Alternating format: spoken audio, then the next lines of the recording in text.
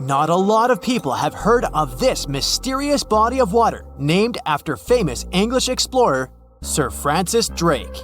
Even though Drake himself never sailed through these waters, one of his ships did pass near this location and discovered a connection between the Atlantic and Pacific Oceans. That's how the area got named the Drake Passage in 1578. Soon enough, the passage became known for some mysterious disappearances. It got the reputation of being the roughest and most unpredictable stretch of water in the world.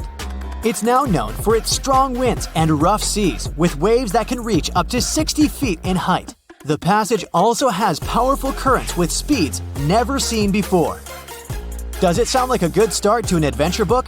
Sure, it doesn't make the place any less real. If you ever decide to travel between the southern tip of South America and the southern tip of the Antarctic Peninsula, you will come across the infamous Drake Passage. We call this place the Drake Passage today, but locals still believe it should be named after Spanish explorer Francisco de Oasis. He was a Spanish navigator who, in 1525, led the first known European expedition to navigate the Drake Passage.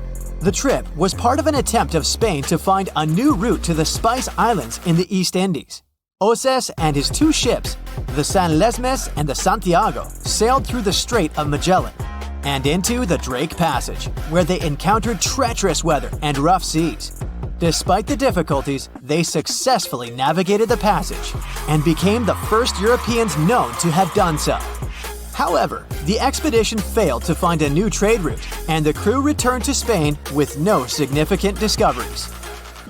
Some years later, in 1616, another ship captained by Dutch navigator Willem Schouten made one of the most successful voyages through the Drake Passage. Despite the difficulties of navigating the often turbulent seas, eventually, the Drake Passage became an important part of international trade routes in the 19th and early 20th centuries.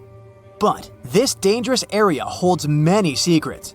The record of one of the most famous events that happened here takes us back to the year 1914. During that time, a British explorer named Shackleton wanted to travel to Antarctica with 27 men split between two ships. Those were named the Endurance and the Aurora. The explorers wanted to check out two routes that reached the continent. But in 1915, the Endurance got stuck in ice while crossing the Drake Passage and was slowly crushed. Shackleton and his crew had to leave the ship and could only gather some personal belongings. The Endurance eventually sank, and the crew had to survive on ice for a while. The mission changed from exploring to surviving, and only in 1916 all the men were rescued. The Aurora suffered a similar fate. It also got stuck in ice, and 3 men were lost at sea before the rest of the crew was rescued in 1917. For many years, the ship Endurance was thought to have been lost forever. But in 2022, a group of specialists went on a trip to find it. They left from Cape Town, South Africa on February 5th. The leader of the group said it was most likely the most difficult shipwreck search in history. They used special equipment to find the ship under the water and then used a special underwater camera to take a closer look. The members of the team were sure they had found the Endurance because it was in a place where very few ships had ever been. Despite being 10,000 feet underwater, the Endurance didn't look so shabby. It was actually pretty well preserved for a ship that had been underwater for more than 100 years. The explorers were still even able to see the word Endurance written on it. But it's not just ships that have a hard time with the Drake Passage. A plane with 38 people on board seemed to have disappeared over the Drake Passage in 2019, according to the Chilean authorities. It's believed it hit the icy and rough waters of the passage. Rescuers used ships, planes, and satellites to search for the missing plane and its passengers in the area where it had last sent messages. But the harsh conditions of the Drake Passage made the search very difficult. The exact location where the accident had happened was eventually found, but there were no survivors. The Viking Polaris is another of those ships that got damaged in the passage, even though it was designed for tough conditions. It was faster than most ships and more stable because of special equipment that kept it balanced. One night, back in 2022, the waves were indeed big, but the ship seemed to be doing well in the rough weather. But then, on its way back to port in Ushuaia, Argentina, a rogue wave suddenly hit the ship without warning. People on board felt like they had been hit by an iceberg. Rogue waves are much taller than other waves around them, and they're very unpredictable. Scientists still don't know exactly why they occur. When this rogue wave hit the Viking Polaris ship, it immediately broke windows on the second deck. Some people on board were hurt, but thankfully, most of them had been properly trained before boarding the ship and knew what they had to do in case of an emergency. The crew was also very good at helping the passengers. Most of them even claimed later that they would board the ship for the second time, despite such an unexpected experience. The boat eventually made it to the port without suffering further damage. What makes this region so hard to cross, though? For starters, the Drake Passage is a wide and deep area of water. It's about 500 miles wide and has a depth of 15,000 feet. Even the most experienced sailors who cross the passage every year say it can be dangerous, unpredictable, and even scary at times. And that's even considering the modern technologies we have today. The area is a mix of warm and cold temperatures, which can result in ravishing storms. Strong winds from the west push the water from the Pacific Ocean into the passage, creating waves and swells that can reach up to 30 feet or more. If accidents happen here, things can get ugly faster than anywhere else. The Drake Passage is a part of the ocean where the water is very cold and has strong currents. The bottom of the ocean there is also not stable, making it harder to find things like a plane or a ship. These days, we have modern technology that helps us feel safe, even when we're passing through rough seas. However, if you are planning to travel by boat to Antarctica, make sure you're ready for the rough sea in the Drake Passage, and for feeling a little uneasy. This can happen even to the most experienced of people when the waters are rough, but it's especially tough if it's your first time. Some people bring remedies to avoid feeling sick, like ginger gum or scented wristbands. Others find it helpful to look at the horizon. Test things out to see what works for you. Once you arrive at the Drake Passage, you'll be surprised to see that lots of different animals live there. You can see many types of dolphins, birds, whales, and penguins. The water in the Drake Passage is also good for small animals like plankton, krill, which bigger animals such as whales, penguins, and seals generally have on their daily menus. As you get closer to Antarctica, watch out for the South Shetland Islands. These might be the first pieces of land you'll see. They're also located in the Antarctic Peninsula and were first discovered in 1819 by British explorer William Smith. The South Shetland Islands are home to severe active volcanoes, including Deception Island and Mount Fenton. The islands are also where you can find a number of endemic species, including the South Shetland Islands Gentoo penguin, which is only found on this piece of land. There's a stretch of water that even the most experienced explorers fear.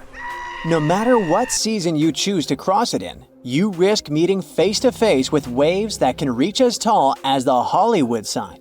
I'm talking about the Drake Passage, the waterway connecting the Pacific Ocean to the Atlantic Ocean, stretching from Cape Horn at South America's southernmost tip to Antarctica's South Shetland Islands. It's about as wide as the distance from London to Berlin and takes up to 48 hours to cross. Some sailors compare getting on the other side to going to the moon. That's how challenging it is. Even the man who discovered it, Sir Francis Drake, never sailed these waters because they seemed too dangerous to him and opted for a calmer, although longer, Strait of Magellan. The passage took the lives of around 20,000 sailors and over 800 ships. Tourists who want to see Antarctica cross the Drake Passage on a regular basis, although it's still often called the world's most terrifying ocean crossing. The Antarctic Peninsula, where travelers go, isn't really part of Antarctica itself. It sticks out and points towards South America like two fingers almost touching it. The water gets squeezed between these two land masses, making strong ocean currents. The passage is part of the Antarctic Circumpolar Current, the largest ocean current on Earth. The water rushes through the passage at a speed between 95 and 150 million cubic meters per second, which makes it rougher.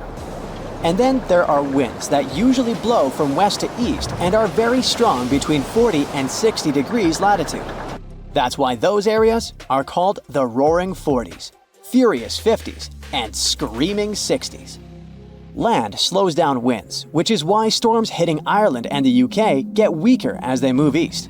But Drake's latitude is the only place where winds can blow all around the Earth without being stopped by land. So they keep getting faster. These strong winds turn into huge waves that can hit ships really hard, normally around 13 to 16 feet tall. They're much higher than waves in the Atlantic. Drake Passage also has underwater mountains that you can't see. The huge current squeezes through this narrow passage and causes waves to crash against these mountains underwater. These internal waves create whirls that bring cold water up from the deep ocean. So it's not just rough on the surface, the water is wild all the way down. The first sailor managed to sail around Cape Horn and through the Drake Passage in 1616. It was a Dutch navigator, Willem Schouten, in 1616. But the most famous attempt to cross it was undertaken by Sir Ernest Henry Shackleton on his ship named Endurance. He and 27 of his men set off from South Georgia, aiming to reach Vassal Bay in Antarctica. But things didn't go as planned. On January 19, 1915, their ship got stuck in the ice. And by October, it began to sink. They camped on floating ice for 2 months before sailing lifeboats to a remote, icy place called Elephant Island. Shackleton and 5 men made a risky journey to South Georgia to get help. It took them 15 days to cross Drake Passage with hurricane winds. Finally, they arrived safely and organized a rescue for the rest of their crew. Scientists found the shipwreck of Endurance only in 2022, 10,000 feet below the water. In December of 2019, 6 fearless athletes decided to cross the Drake Passage by rowing a boat for the first time in history.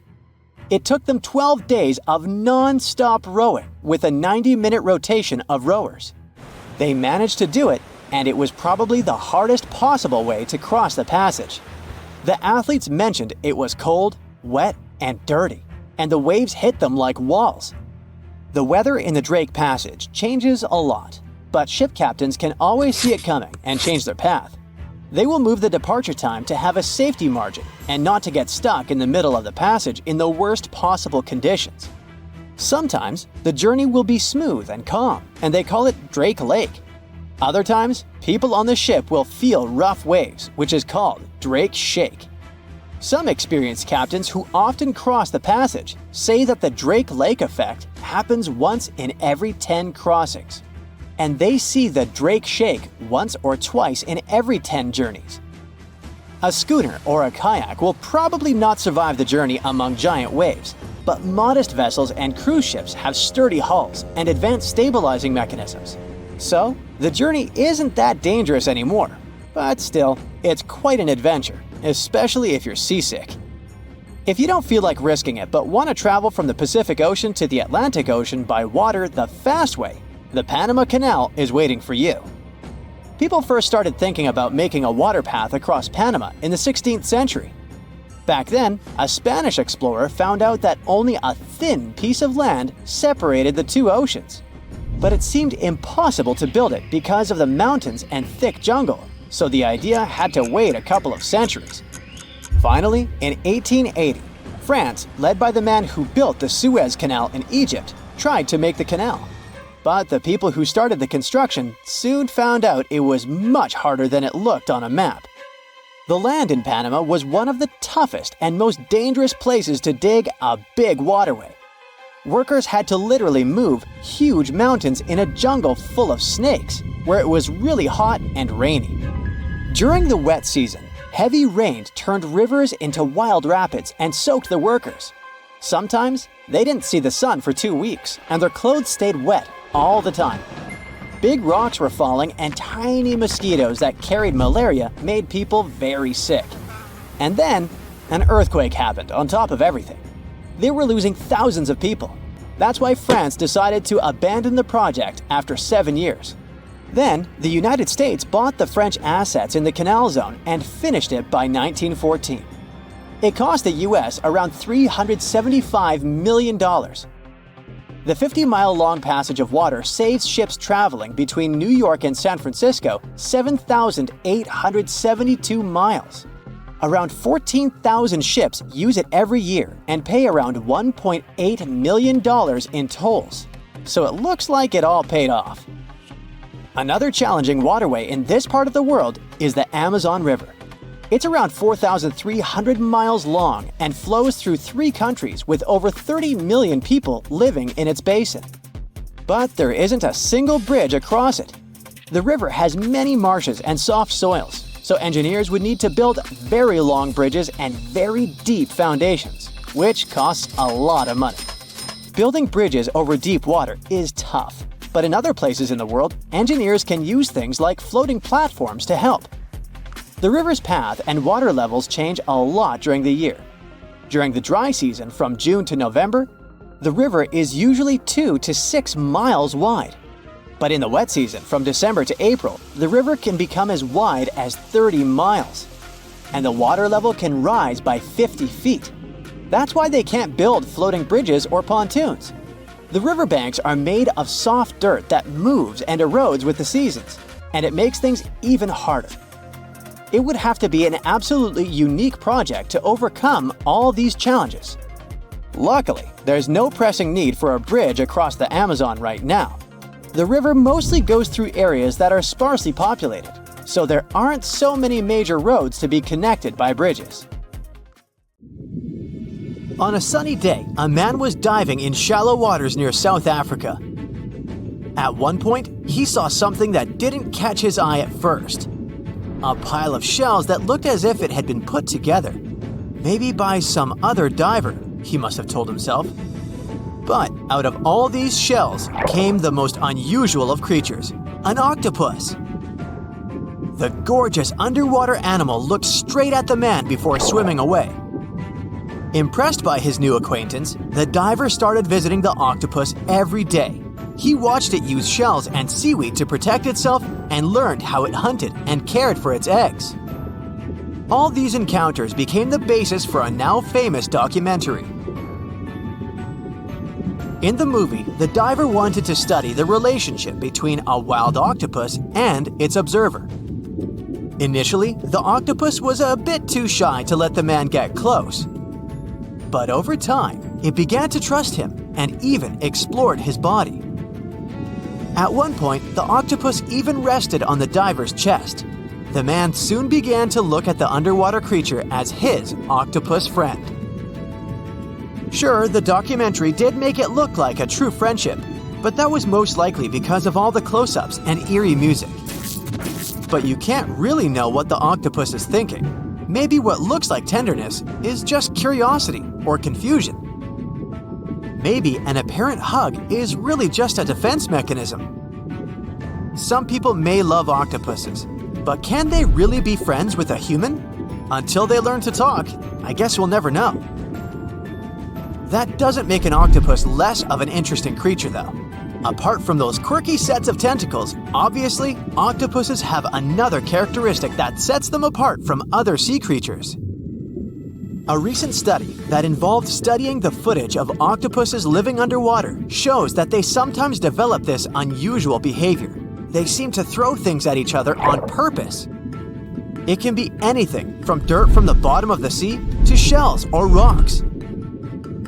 Octopuses are known to be solitary creatures, so when something or someone, like an underwater camera person, gets too close to them, they might lash out. Just as we have yet to discover the limits of our galaxies and constellations, we know very little about the bottom of the sea. It's one of the reasons why we find it so hard to explain the behavior of some underwater creatures. The truth is, we don't have good enough technology able to deal with harsh conditions and a limited amount of light underwater. You might have asked yourself at one point, what's the deepest part of the ocean? It's called the Mariana Trench. We don't really know exactly how deep this giant hole is, since it's too difficult to measure, but it's somewhere around 6.8 miles deep. and 5 times longer than the Grand Canyon.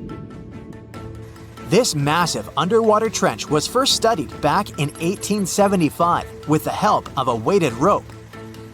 Back in 2012, a Canadian film director reached the bottom of the trench in a submersible vessel called the Deep Sea Challenger.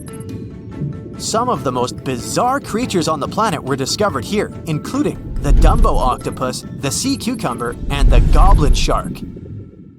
The Mariana Trench got its name from the nearby Mariana Islands, which were named Las Marianas in honor of Spanish Queen Mariana of Austria. The Mariana Trench might be the deepest part of the ocean that we know of, but one other mysterious phenomenon that's interesting for researchers is called phantom bottoms. In the late 1940s, when the sonar became standard equipment, ships and submarines noticed unexpected signals coming from the ocean.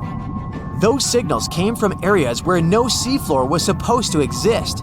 What's even more mysterious is that this fake seafloor appeared to move. One researcher at Scripps University found out that these phantom bottoms showing on maps were indeed alive.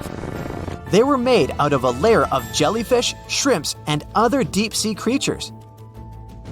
The reason why they move is that they rise to the surface at night to feed.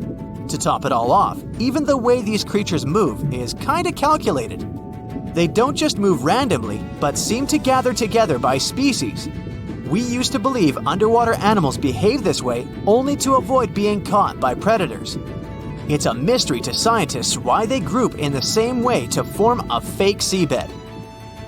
Our curiosity about the deep waters doesn't stop at the seafloor. If you went on a vacation to the beach when you were young, you probably remember the fun of digging in the sand. As the hole got deeper, you may have asked yourself, could I dig all the way to the other side of the Earth? None of us have ever found out. Our parents took us home when it got dark and chilly. Scientists are more reasonable when it comes to this subject. For starters, they know the best place to start digging would be underwater, since those regions are already deeper than what we can find on land. They also do not have the ambition to drill a tunnel through Earth. It's not even possible.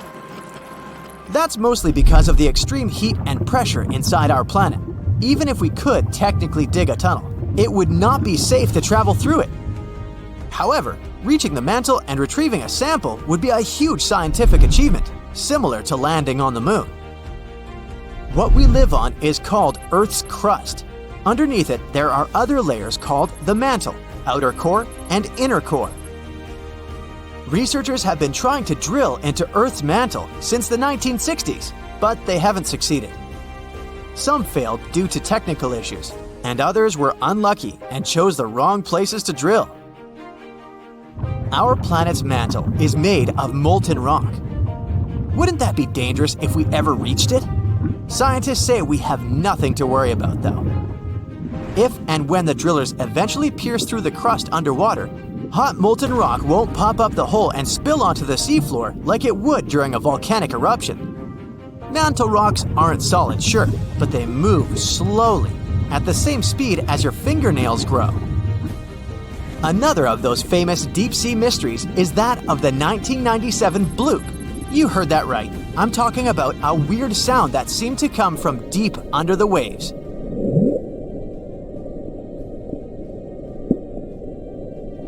People heard it in the South Pacific. No one had ever recounted a sound like that before.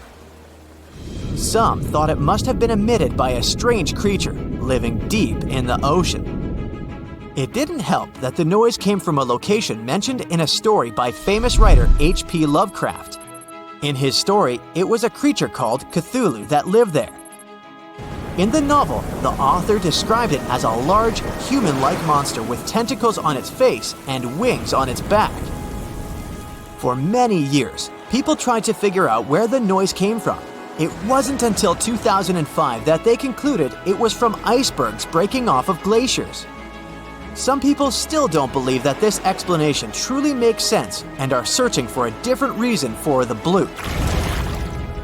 If creatures living outside of our planet ever decided to come to visit, you wouldn't expect them to go straight to the bottom of the sea, right? Well, some people claim there's a sort of spaceship on the ocean floor, discovered in 2011. It's basically an oval-shaped object located on the bottom of the Baltic Sea. In 2012, a team of divers explored the anomaly and found what appeared to be a staircase and other structures on its surface. This only added to the belief that the large object had been made by someone and wasn't just a natural phenomenon. Even more bizarre, close to the unidentified anomaly, the explorers' electrical equipment, like sonar instruments and satellite phones, started to malfunction. Some scientists believe it just to be a glacial deposit or some other natural formation, but they still don't know for sure what it is. Oh wow, there's a hole in the bottom of the ocean! It seems that the ocean has a leak, but it's not like a leak you would expect, where water is flowing out. It's more like a spring since water is flowing in, not out. This unique leak is something we know as Pythia's Oasis. A grad student was the one who accidentally discovered it. He noticed bubbles that were rising to the surface. Normally, bubbles in the ocean tell us there might be some hydrothermal vents, which are hotspots for some pretty cool things. These vents are actually like hot springs on the seafloor, but instead of bubbling with warm water, they release a fluid that has been superheated in the crust of our planet. When seawater seeps into these cracks and travels deep into the crust, it comes into contact with the extremely hot mantle. This heats seawater to very high temperatures, and as it moves back up towards the surface, it carries dissolved gases and minerals. When the hot fluid shoots out of the vents, it mixes with the surrounding seawater and quickly cools down. Just a short distance away from the vent, the temperature can drop to a comfortable 68 degrees Fahrenheit or so, which is, as it seems, exactly what some creatures like. And there are some real weirdos living down there in the darkness, like ghostly fish, giant red-tipped tube worms, and a unique type of shrimp with eyes on their back. And some of them, like tube worms and bacteria, rely on the chemicals and minerals released by the vents to survive in harsh conditions. But in this case, the bubbling water didn't come from a hydrothermal vent. It was there because of a spring, and that's a bit more concerning. You see, the water in this reservoir needs to stay where it is. If too much of it seeps out, there could be some serious consequences, especially for the surrounding area.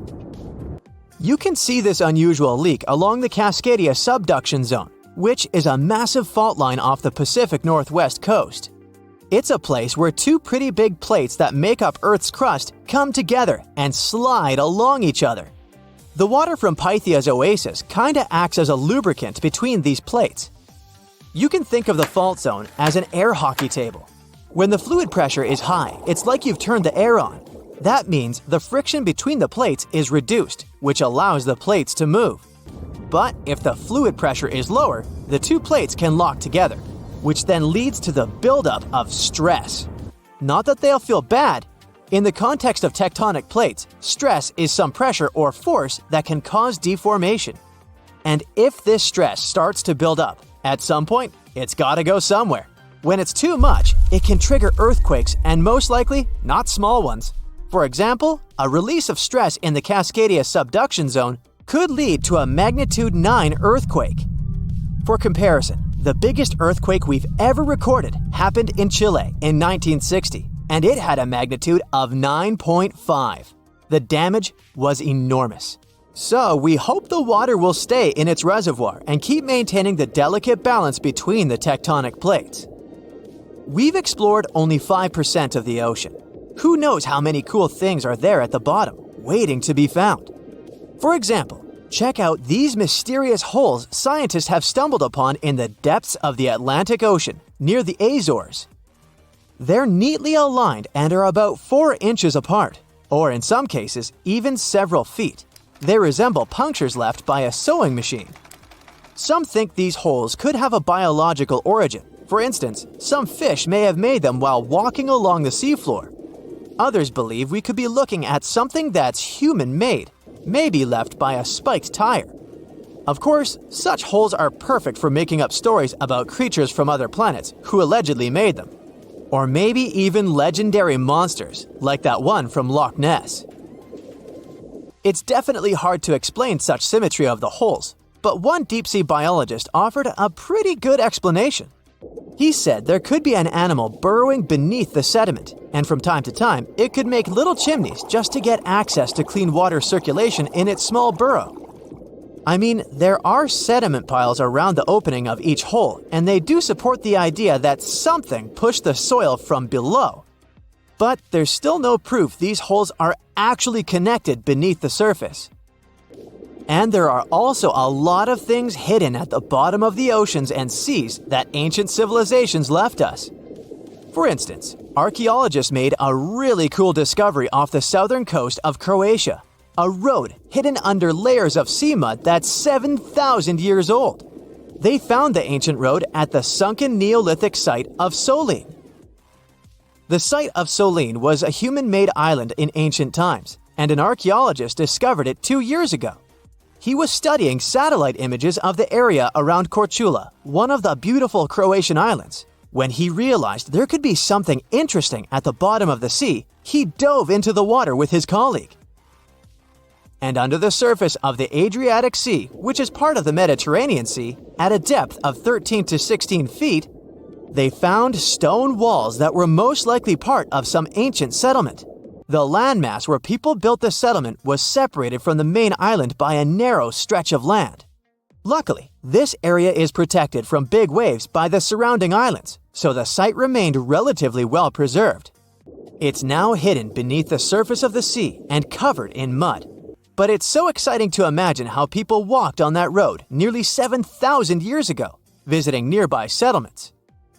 If you want to see the weirdest creatures, you can always head to the bottom of the sea. Actually, scientists have determined there could be more than 30 potentially new species at the bottom of the Pacific Ocean. They've collected them using their remote-controlled vehicle. That's a big step because until recently, they could only study such creatures through photographs. I'm talking about segmented worms, different types of coral, some invertebrates similar to centipedes, and many others. But there are also many old freaky creatures that we already know about that look like they came from sci-fi movies. Red octopus, blobfish. Okay, this one kinda looks normal until you raise it to the surface. The goblin shark, Sloane's viperfish, zombie worms. Ugh. Yeah, I hear ya. Let's move on. The seafloor hides things from space too. There are traces of rare forms of plutonium and iron at the bottom of the Pacific Ocean. And what's awesome is that all this has come from space. These radioactive materials probably formed during some kind of cataclysmic event in space and eventually made their way out to our beautiful home planet. And this extraterrestrial debris most likely appeared on Earth within the past 10 million years. After it fell to the Pacific Ocean and settled at a depth of almost a mile, it became part of all those layers of rock down there.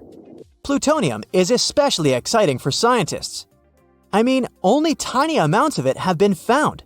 Hundreds of atoms maybe. But it's still remarkable because these atoms are created by exploding stars. Things like this can help us better understand how the universe produces elements heavier than iron, like plutonium, gold, uranium, and platinum. We're still not sure about the origins of these elements. For a long time, scientists believed that supernovae, which is when a star comes to its end in a fabulous explosion, were responsible for creating these heavy elements. But it seems it's not just that. Some other cosmic events, such as the collision of neutron stars, which are super dense collapsed stars, or some rare types of supernovae, could also be involved. Whoa, let me get my popcorn! Ever wonder why, despite all our advancements in technology and science, there's a vast expanse of our own planet that we barely know about? Believe it or not, over 80% of our oceans remain uncharted territory.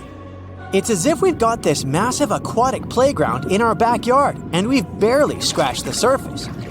Also, did you know that only about 7% of our oceans have a special tag called Marine Protected Areas, or MPAs? How come this colossal body of water that envelops most of our planet is also among the most vulnerable and misunderstood spaces in the universe? Pressure has a lot to do with it. Our deep ocean is a beast of a place with no visibility, freezing temperatures, and pressure that's so intense that in certain areas it would make you feel like you're having the weight of 50 jumbo jets on your body. No wonder we're having an easier time sending people into space than to the bottom of the ocean. The deeper you go into the waters, the more pressure piles up. But let's not forget we have tech on our side, right? Scientists now use these cool satellite technologies that track the color of the ocean to check how much phytoplankton is there, for example. Why is this important, you might ask? Because these little plant-like critters are actually pretty major players in our big blue oceans. In the grand scheme of things in the aquatic world, phytoplankton is like the bedrock of the ocean food chain. It gives life to almost everything, from the tiny zooplankton, which are animal-like microorganisms, to those colossal, magnificent whales. When these technologies first came around, satellites could get clear images of the ocean faster than a ship could take the same number of measurements in 10 years. But it's not all about looking at the ocean from space. Sometimes you gotta dive in there and see it for yourself. Thankfully, we've come a long way in ocean exploration tech, too. We've got things like floats and drifters that ride the ocean currents while collecting data, and a whole fleet of underwater vehicles, some of which are manned, some remote-controlled, and some even autonomous.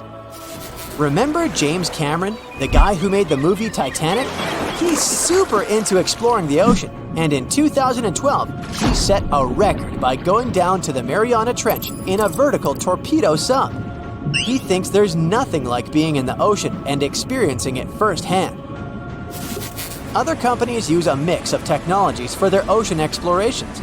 It led them to discover amazing stuff like a deep-sea coral reef near Morocco, the only one still growing in the Mediterranean Sea. They've also discovered new species and documented ones previously thought to live only in the Atlantic.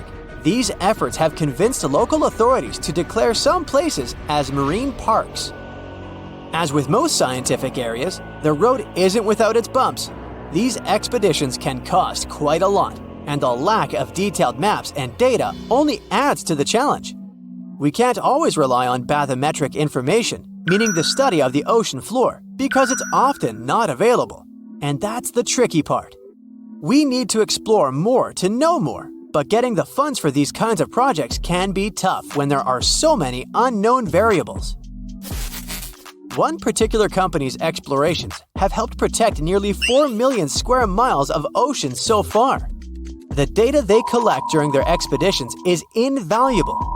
It's used to identify new species, locate vulnerable habitats, and even show where threatened species are being overlooked. Their work helps dismiss excuses from local authorities who claim they lack the necessary information to establish more MPAs. The same company supports a goal known as 30 by 30, aiming to protect 30% of our oceans by 2030. It's a big target, and there's a long road ahead, but ongoing ocean exploration can provide the proof needed to keep more of our oceans safe. We also need to set aside areas for protection and research, even when we don't have all the facts just yet. On that note, some cool scientists have recently stumbled upon a gigantic and mysterious world beneath the Pacific Northwest coast's ocean floor. The best part is, this massive realm of life is pretty much cut off from the rest of the world above, making it like a secret underground club that only the best microbiologists have access to. Picture an active city. Except the city is microscopic cracks in the basalt rocks of our oceanic crust, and its residents are microbes. These tiny creatures aren't like you and me. They don't rely on sunlight or the organic products of land and water ecosystems for sustenance. Instead, they thrive on chemical reactions with rocks and seawater. Scientists call this type of life chemosynthetic, which sounds complicated, but it basically means life sustained by chemical reactions. While this sort of life has been found deep in mines and around seafloor hydrothermal vents, the scale at which these creatures are found under the oceanic crust is unprecedented. It might even be the most extensive ecosystem on Earth. A geomicrobiologist from Denmark was part of the team that made this discovery. He claimed that over 50% of our planet's surface is oceanic crust, which is an average of 4 miles thick. Imagine the size of this chemosynthetic party happening down there. This discovery didn't happen overnight. Since the 90s, scientists have found weird tiny holes in the basalt rocks that make up much of Earth's outer crust. They seem like they might have been made by bacteria. But hey, there was supposed to be no life there. I mean, imagine trying to survive in a place that's hot, deep, dark, dense, and mostly devoid of the organic compounds we need for life. Yet, here they are. In the following years, more pieces of the puzzle fell into place. Scientists found that the oceanic crusts had different conditions at the centers and edges. At the centers, rocks are jam-packed with energy-rich compounds that support these tiny life forms. But by the time they reach the edges, these chemicals are all gone. Fast forward to now, and it's time to put the puzzle together. A microbial ecologist from the University of North Carolina worked on this research and says we now have solid evidence of microbial life in the cracks and crevices of deep ocean basalt. The next question scientists asked was, how far does this life extend?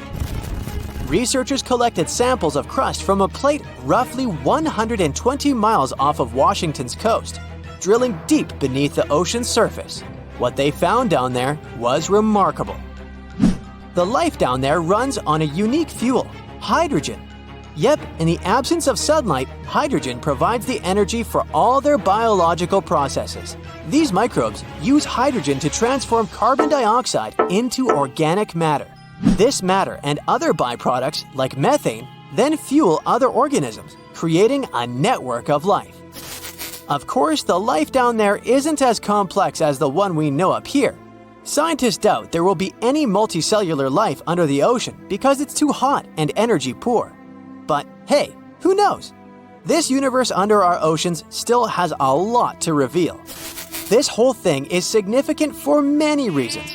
First, it confirms that life can exist in places without oxygen, which changes our perspective on where we can find life. This makes us wonder if life could exist under similar conditions on other planets, where surface conditions might be too harsh.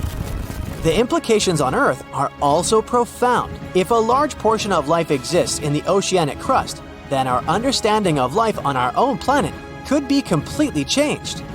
This exciting discovery stretches our understanding of life and prompts us to keep exploring the mysterious depths of our oceans, pushing the limits of our understanding.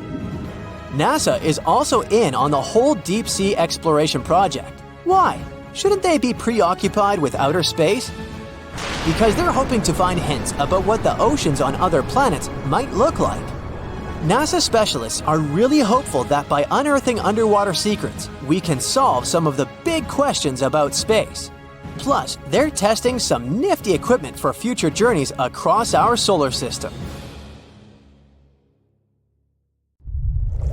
In 2018, the most powerful underwater earthquake occurred between East Africa and Madagascar.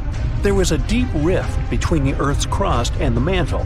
Hundreds of thousands of tons of magma came out on the surface of the ocean floor. After that, a huge underwater volcano with a height of 2,700 feet was formed near the coast of Madagascar. This is almost twice the height of the Empire State Building, and all this is hidden under the water. French scientists studied this place since it had regular seismic activity. When the geologists went on an expedition to the coast of Madagascar, they discovered this giant underwater rock, which was not here until recently. With the help of geological equipment, they discovered the earthquake happened deeper than usual, below the Earth's crust. Geologists created a special observatory to monitor the situation at this site in real time.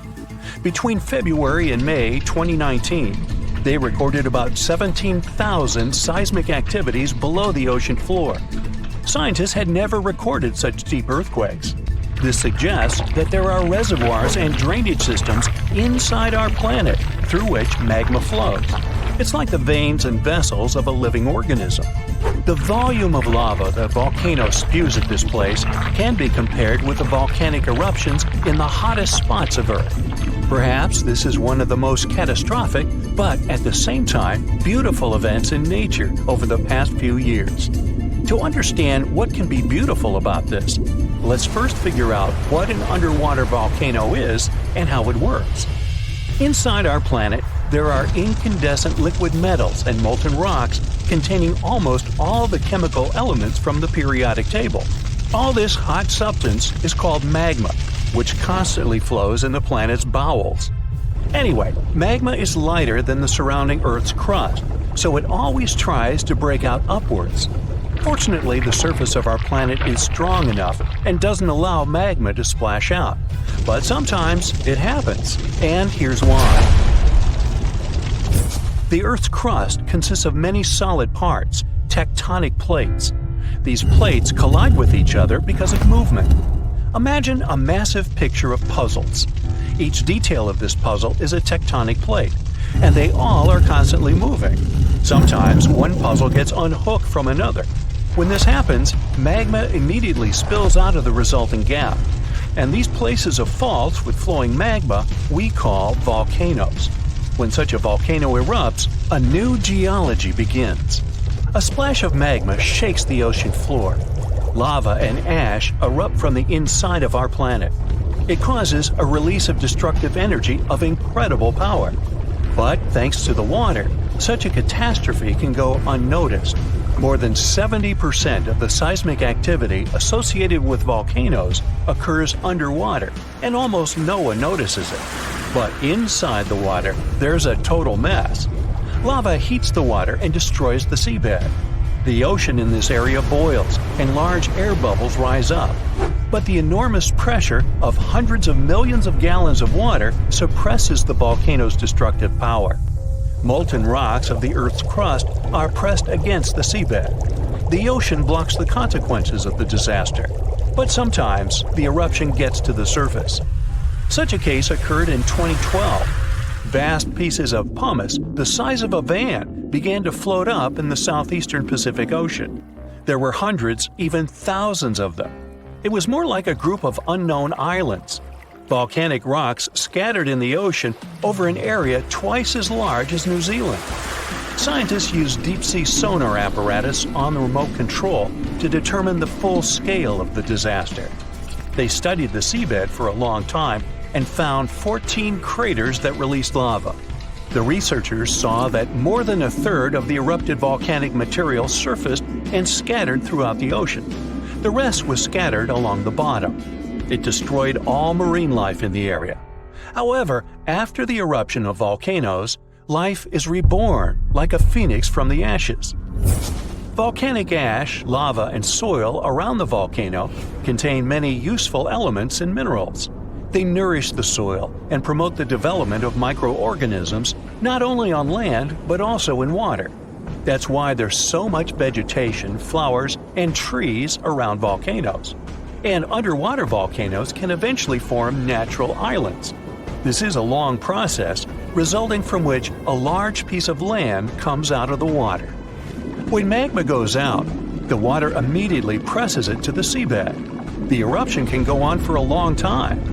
The released magma raises the level of the seabed. After another 100, maybe 1,000 years, a new eruption begins. New magma flows lay a new layer on the surface of the previous one. Over millions of years, layer by layer, the volcano has been growing. It's slowly rising up because of constant eruptions. Some volcanoes may go out forever, and some continue to erupt. And then, one day, the level of volcanic rock reaches the surface in the form of a huge island. After many more years, the volcano may go out, and then life appears on the formed island. The destroyed seabed area is filled with animals, trees, flowers, and plants. These volcanic islands have unique ecosystems because they develop separately from all continents. Observing such islands helps scientists understand how life on Earth was born. There are hundreds of islands around the world that have appeared because of eruptions of underwater volcanoes. You can find them in Hawaii, Indonesia, and Iceland. Many of them are inhabited by people. They build villages and small towns there. The ground on such islands is fertile. Fruits and vegetables grow there. The water is filled with fish. Such places may seem like paradise, but at the same time, it's dangerous to live there because the volcano may wake up. One of the most famous eruptions occurred on the island of Ogashima, south of Tokyo. People built a beautiful city right in the crater of an active volcano, and in May 1785, the eruption began. No one expected this to happen. At some point, thousands of birds rose and flew away from the island, and then the ground began to shake. A heavy, low sound came from beneath the underground depths. Thick smoke escaped from the top of the green volcano. The mountain threw dirt, large rocks, and red-hot pieces of magma into the sky. The disaster lasted several weeks. People managed to evacuate, and then there was a long recovery. Locals rebuilt the houses and brought the city back. Almost 250 years have passed since that moment, and during this time, the volcano has never woken up. Despite the risk of a new eruption, people continue to live there. The population is growing since this place resembles paradise, and no one wants to leave it. There are thermal springs, dense jungles with rich soil, and many fish. Meteorological and seismological services constantly monitor the volcano's activity. Movements and fractures of tectonic plates create another natural disaster: destructive tsunamis. Unlike volcanoes, huge waves are formed when seismic activity causes the crust to move vertically, up or down. When this happens, water pressure shifts on the ocean floor, which releases energy. This energy pushes the water and creates a tsunami. By the same principle, you form a small wave when you throw a stone into the water. First, a small tsunami appears. Then it picks up speed and increases in size. Its height can reach the level of a 5-story building. It's heading for the coast and accelerating to 500 miles per hour. This is almost twice as fast as a Formula One race car. Millions of gallons of water, weighing thousands of tons, are getting closer. And now the wave reaches the shore and demolishes everything in its path. Houses, trees, cars, nothing can withstand the destructive force of nature. Such tsunamis are a frequent occurrence on the coast of Japan. People have built massive shields near the land to stop the waves before they hit the shore. Still, in spite of all preparedness, somehow, nature always prevails. For years, scientists have been struggling to explain bizarre sounds, some repeating, some heard only once, that come from the dark depths of the ocean. From bewildering hums to worrying bloops, the water transmits outlandish acoustic phenomena. One of these mysterious noises got named the upsweep. For the first time, this long train of sounds was registered in 1991 in the Pacific Ocean.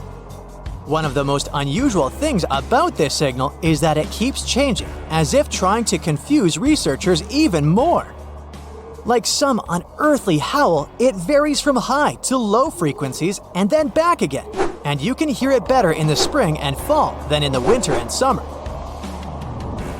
Why the upsweep? It's simple. The sound travels from the bottom of the ocean towards its surface, as if sweeping up. Scientists do have a theory explaining this phenomenon: the activity of undersea volcanoes. Hot lava pouring into ice-cold ocean water could theoretically create such noises, but there's no proof found yet. Plus, the sound has been declining since 1991, even though it can still be detected. The bloop is the name given to an ultra-low frequency and incredibly powerful underwater sound that was recorded in 1997 by the U.S. National Oceanic and Atmospheric Administration. The bloop continued for approximately 1 minute. Having started from a low rumble, it gradually rose in frequency. It also kinda mimicked the noise created by marine animals, but its volume was so great that no living creature known to science could have made it. When the bloop occurred, underwater microphones managed to record it from a distance of 3,000 miles away. Rumor has it that the noise might have something to do with the fictional half-octopus monster Cthulhu, or some other colossal deep-water creature. But if you don't believe in monsters, science has another explanation: iceberg fracturing. The thing is that ice quakes recorded in the Scotia Sea resemble the mysterious bloop a bit too much for it to be a coincidence. The whistle resembles this annoying sound when a kettle of boiling water is telling you it's time to make a cup of tea. But even though it may not be as blood-curdling as some other bizarre ocean sounds, it doesn't make it any less mysterious. Plus, the whistle is very elusive. In 1997, only one underwater microphone was able to pick it up, and therefore, researchers didn't manage to pinpoint the source of the noise. The most likely cause of the sound is an eruption of one of the submarine volcanoes. Have you ever heard of Julia? No, not your neighbor. I'm talking about this otherworldly sound. Listen to it. It was recorded in 1999 by the U.S. National Oceanic and Atmospheric Administration. The source of the sound was most likely a large iceberg that ran aground somewhere in Antarctica. The sound was so loud that it was heard over a huge territory, and its duration was about 2 minutes and 43 seconds. Slow down. That's the name given to a sound recorded in 1997 in the equatorial Pacific Ocean.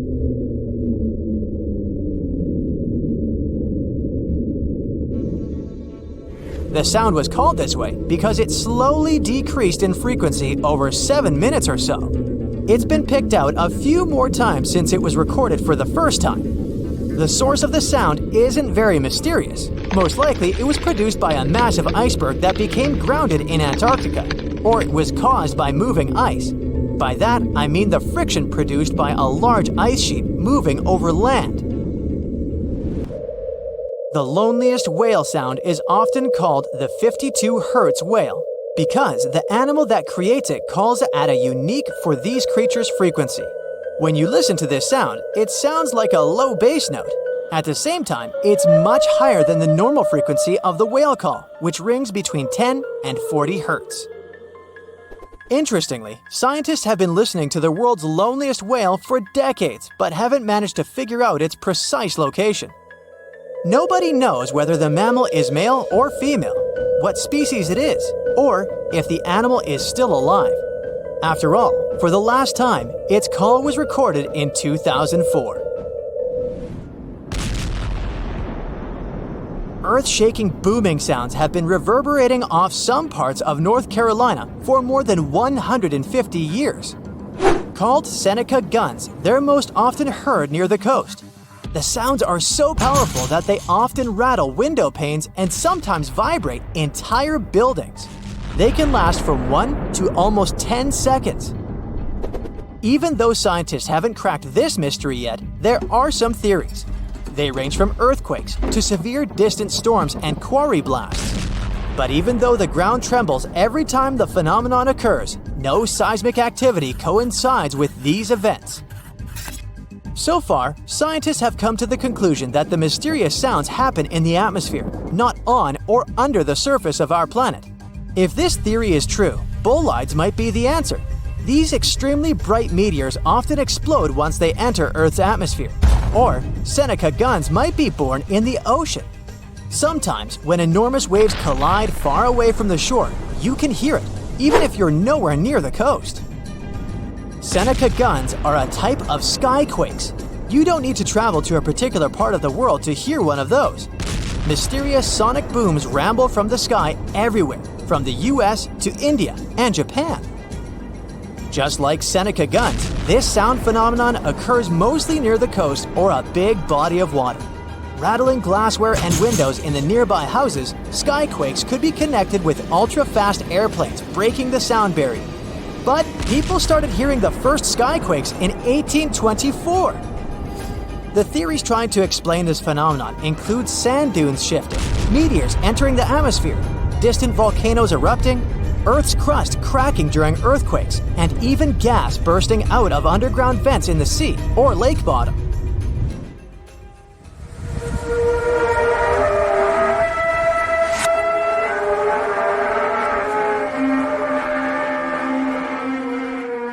different countries all over the world, people get paralyzed with fear after hearing otherworldly trumpet sounds that seem to be coming from the sky.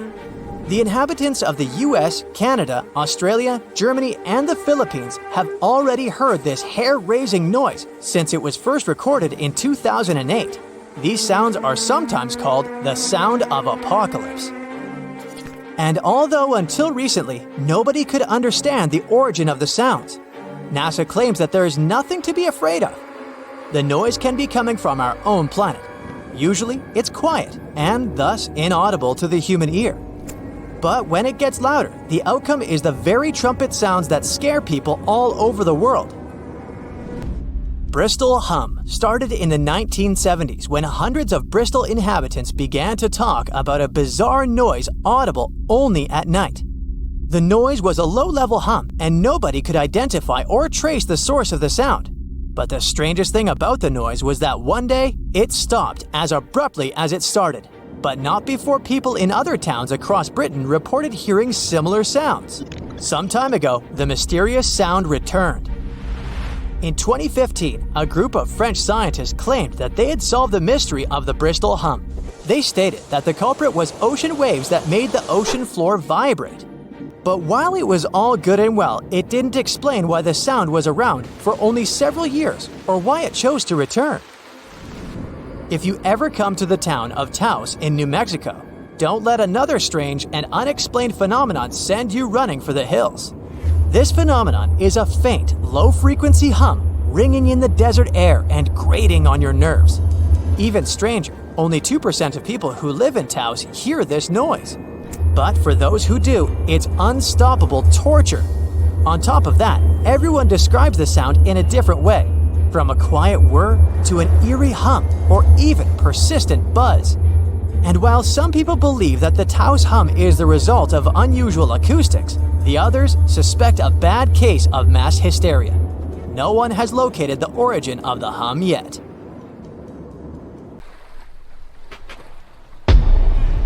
Many terrifying animals live deep beyond the waves, like this vampire squid living 3,000 feet below the surface in almost complete darkness. This animal has a cloak, like a vampire's. That's why it's called the vampire squid.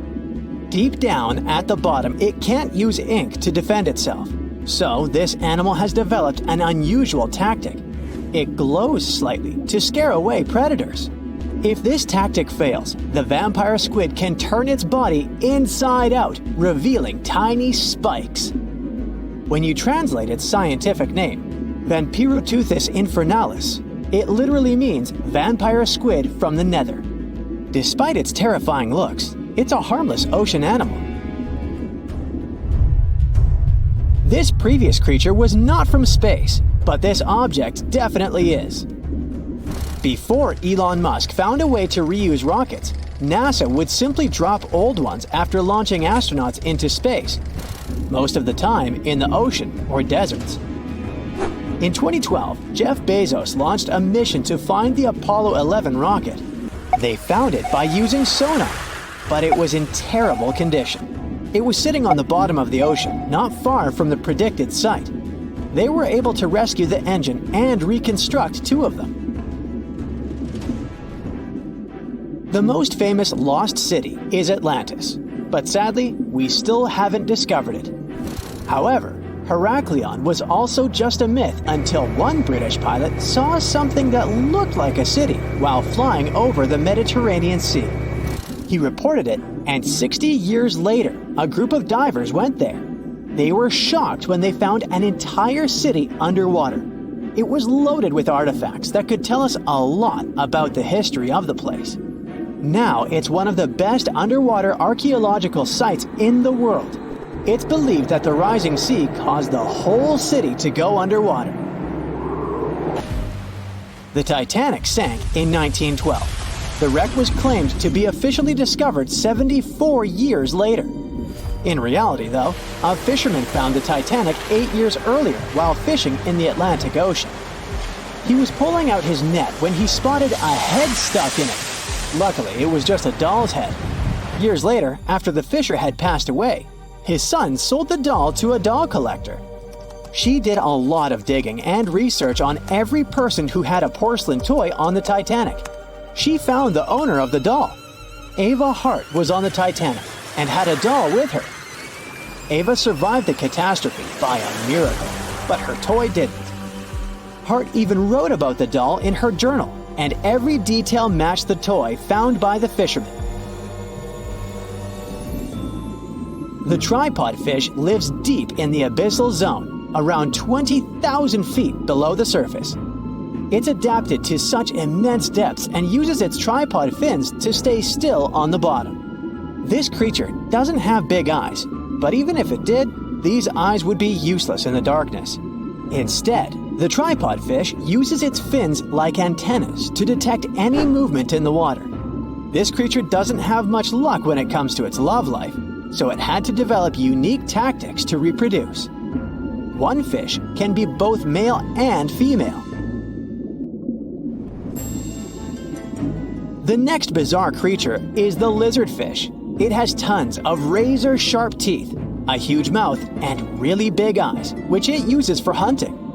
All this makes the animal look freaky. The lizardfish lives at depths of around 11,000 feet in the midnight zone, where there is zero light. This freak of nature basically eats everything it can fit inside its mouth, from small fish to other lizardfish. On the other hand, when they see other reptile fish, they probably fall in love instead, because finding mates at those depths is not an easy task. Like the tripod fish, the lizardfish can be both male and female at the same time. When you think of a river, you usually picture it on land. Still, nature is quite unpredictable, and it created a river flowing under the ocean in California. It's running at a depth of around 2 miles. This river has everything that an ordinary river has: sunken logs, trees, and rocks. And despite its uniqueness, it's not the only one in the world. There are also others in the Amazon and Greenland. A terrifying creature was discovered near Angola's coast by a remote operating vehicle. It looks like it doesn't have a head or a body. It was sitting at a depth of around 4,350 feet below the surface. After doing research, scientists concluded it wasn't anything from a sci-fi movie. It was just a cluster of siphonophores stuck together. In 2015, some random guy was diving in Caesarea, and something shiny caught his eye. He reached out, grabbed it, and realized it was a gold coin. After that, he examined the bottom and found out that there were many more. He reported the incident to the local authorities, and they concluded that he had found Arabic treasure. The coins were made of solid 24-karat gold and were a few thousand years old, but due to the perfect salinity and temperature, they looked brand new. The coins belonged to a ship carrying cargo. It was caught up in a storm and unfortunately sank. One of the weirdest things ever discovered was found in the Baltic Sea. It's an anomaly that looks as if it was created by a different civilization. It was discovered by Swedish researchers, and they basically had no idea what it was. They had to ask tons of other scientists for their opinions. When you look at this formation from above, it's 200 feet long and looks exactly like a fallen spaceship. It's hard to believe that it's a natural formation, but spoiler alert, it's totally made by nature because the Baltic Sea has gone through many erosions throughout history. Most likely, the bizarre formation is the result of these processes. A group of divers in Madagascar were shocked when they found this 7-foot monstrosity of a knife on the seafloor. The speculation started immediately, and many said that the knife was from some giants that had fought megalodons and lived on Earth thousands and thousands of years ago. That could make a nice story, but the knife is most likely a movie prop that was lost at sea. One of the ocean's most bizarre animals is the frilled shark. It's believed that this fish is the reason for all those sea serpent stories that sea explorers of the past wrote about. These animals live pretty deep in the ocean, but sometimes they can be seen in shallow waters. It's super rare, but possible. The frilled shark has a big mouth sporting around 300 teeth. It also has a long body that looks like a lizard's, and it is truly a unique species of shark. Its prey can be half of its size because this shark's stomach is like that of a snake, and it can swallow huge fish or crustaceans. Spotting a few worms in your garden is no big deal, but after seeing a 26-foot long one in the ocean, you will make your wetsuit a little wetter. This worm is super rare, and it's completely harmless to humans. It's actually not a giant worm. It's a cluster of zooids that are stuck together in a worm-shaped formation. They usually only eat plankton, bacteria, and other tiny things that can be found in the ocean. Probably the scariest thing in the ocean that is 100% real is the magma pinna, which can be found at crazy depths of 20,000 feet below the surface. This monster looks like an underwater Slender Man, but it's just a squid with really long tentacles that can reach a terrifying size of 8 feet. This guy has only been seen a few times, and basically, we don't know much about this creature so far. Hello, Brightsiders! Do you know where the deepest place in the world is? I think it's in the Pacific Ocean, near the Philippines and Papua New Guinea. It's the famous Mariana Trench. So let's take a tape measure, a very long one, and attach its end to the boat on the surface. Now we hold our breath and jump in the water. Fish and marine animals swim by. We descend lower to the depths and into total darkness, and after several hours, we reach Challenger Deep. The tape measure shows a depth of 36,200 feet. The famous Mariana Trench is not the deepest place on Earth, as everybody thought. The Kola super deep borehole located in Murmansk region in Russia beats it by a wide margin. And scientists have discovered something unusual and sinister there. When geologists were drilling the hole, they could reach the depth of 9 miles. And then they encountered voids. Scientists on the surface were surprised and scratched their heads and then decided to lower a microphone and dozens of other sensors in these voids. The temperature down below turned out to be 2,000 degrees Fahrenheit, and the microphone recorded something that sounded like human groans and screams. Many people thought the scientists had been able to drill into the underworld. The shocked people up above had already begun to panic, but suddenly an unknown creature jumped out of the drill pipe. It looked like a black goat that walked on its hind legs. Its body was shrouded in black flames. The creature got out of those deep hollows and ran off into an unknown direction. Okay, wait. These are just myths that one newspaper published on the 1st of April. It's International Joke Day, by the way, but many people believed it. It made many believe the scientists working at the borehole had opened a portal to the nether, and that now horrible, outworldly creatures were free from their imprisonment. But like with any myth, there's some truth to it. The deeper the scientists drilled, the higher the temperature got. At 3 miles deep, it was 160 degrees. At 4.5 miles, it was 250. And at the maximum depth of 7.5 miles, the sensors recorded a temperature of 413 degrees. One day, scientists heard a loud explosion underground. They stopped working and everyone tried to find out what caused such a loud pop. But there was seemingly nothing there. After a while, they continued drilling deeper, and at the same depth, no accidents happened. The drilling began in May 1970. They passed the first 4.5 miles quite easily, and it was primarily hard granite rock. It was like drilling through a hard wall. But then their drill went into softer layers, and the shaft of the hole began to crumble. It was like drilling in wet sand. Every time the workers took the drill out, there was a risk that the hole would collapse under its own weight. As that eventually happened, the scientists picked a new direction to drill, and you know what's interesting? In the end, the map of the entire well looked not like a straight beam from top to bottom, but like a tree trunk which had diverged into many different routes. 9 years later, scientists reached the depth of 31,400 feet and broke the world record for the deepest borehole. By 1983, they made it another 8,000 feet deeper. After a brief pause in the work, there was an accident.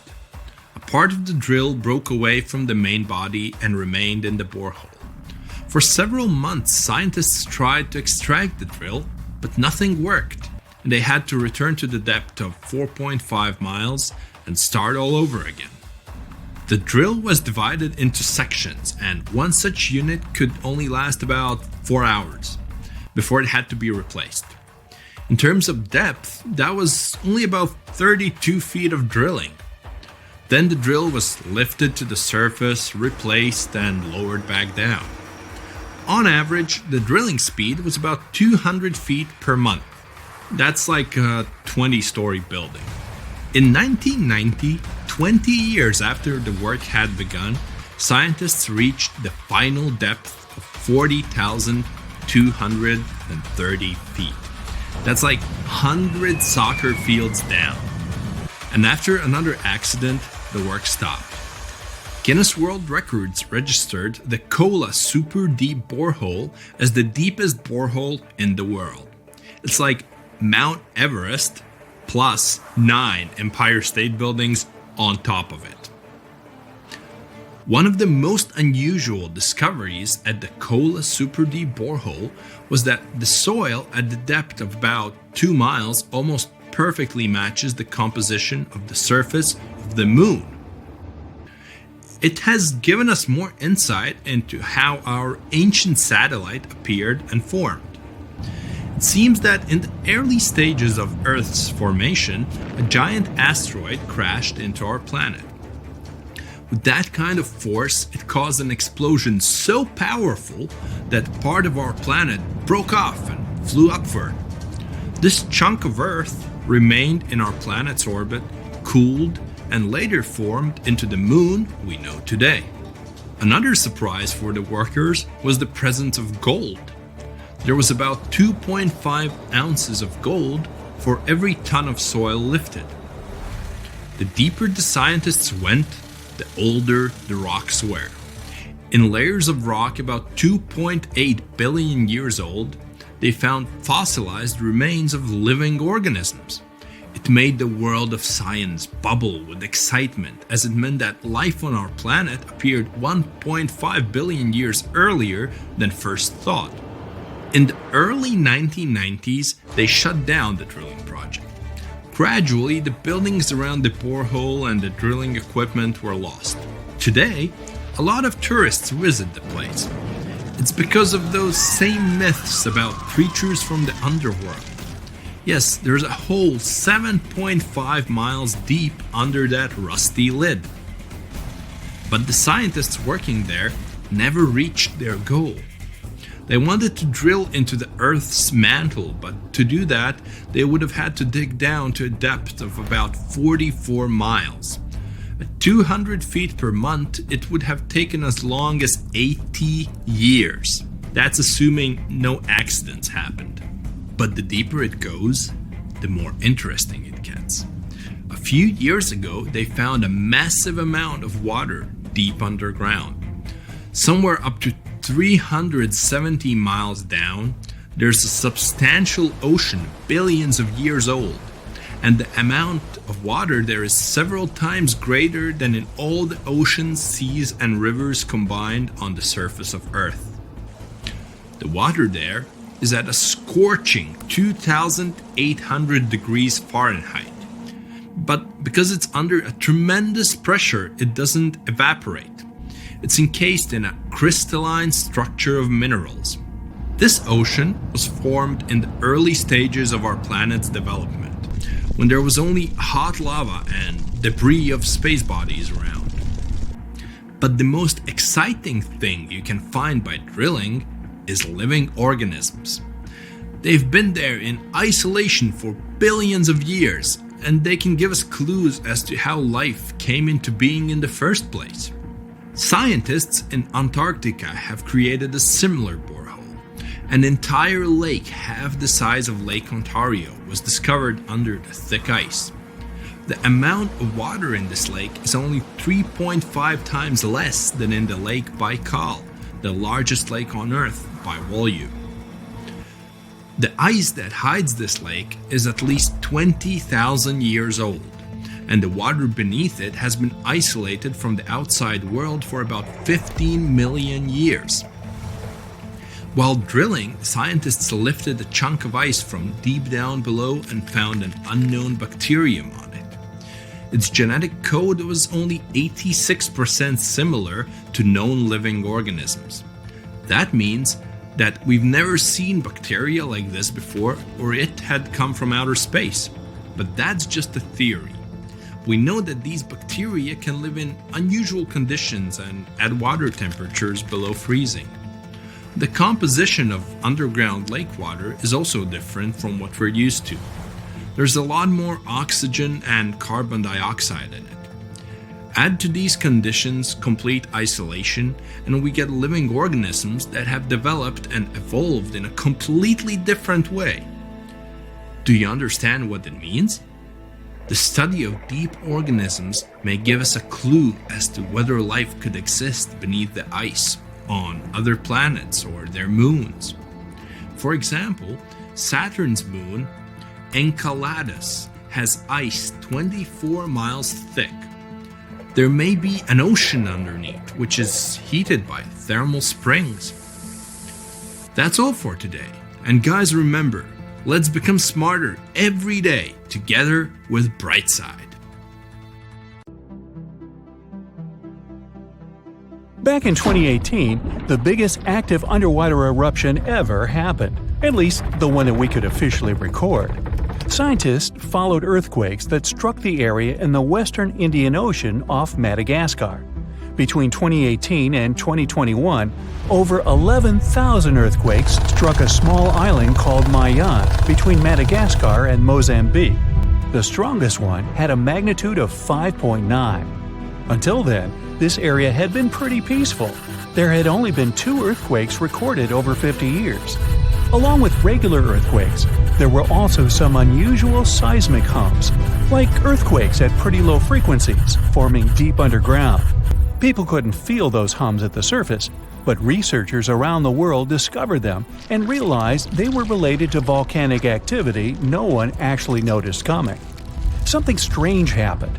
That underwater eruption created a giant skyscraper-sized volcano.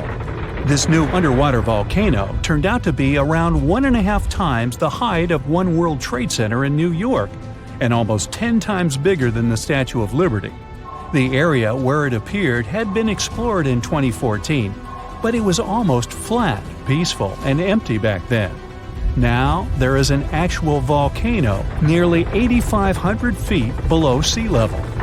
The volcano gets its magma from a super profound reservoir located nearly 34 miles underground. It's the deepest reservoir of volcanic magma that we know about. The Earth has layers, and the middle one is kinda chunky. It's very much like peanut caramel filling many chocolates have. Research shows there are probably hunks of oceanic crust deep inside the Earth's liquid mantle.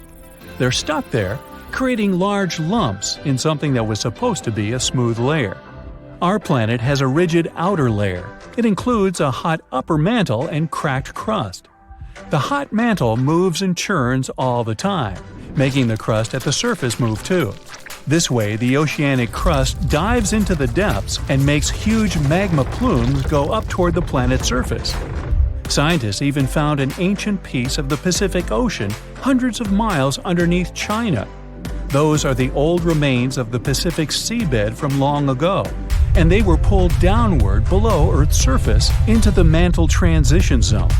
This rocky slab that used to be at the bottom of the ocean is made of the crust and some solid parts of the upper mantle.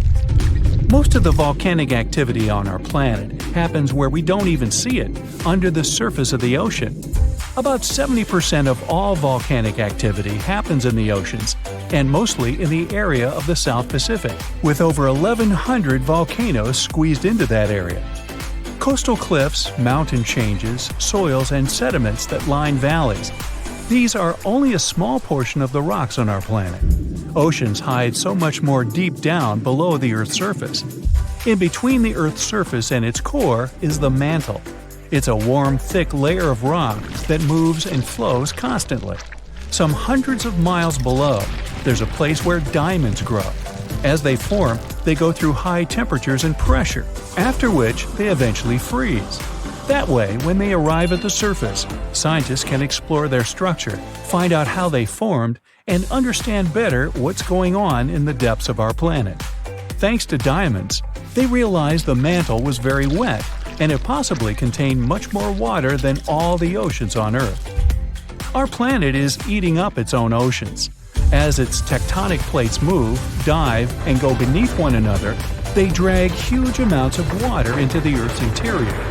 The water beneath the surface of our planet can help with developing magma and lubricate faults, which actually makes earthquakes more likely to happen. Water is actually stored in the minerals. It gets incorporated into the planet's crust when new oceanic plates form. They go through the process of bending and cracking as they grind under other plates, and huge amounts of water then go deep into the crust and mantle. Scientists research an area that's 18 miles under the surface. They realize these zones pull 3 billion teragrams, which is more than 2 billion pounds. Any ocean is like a whole new world. There are incredible sceneries below the surface, magnificent waterfalls, lakes, and rivers. There are thick layers of salt beneath the seafloor, and rivers and lakes form because seawater goes through those layers and dissolves them, creating something that resembles pools. The dissolved salt makes the surrounding water denser. That water then settles there, which eventually forms underwater lakes or rivers.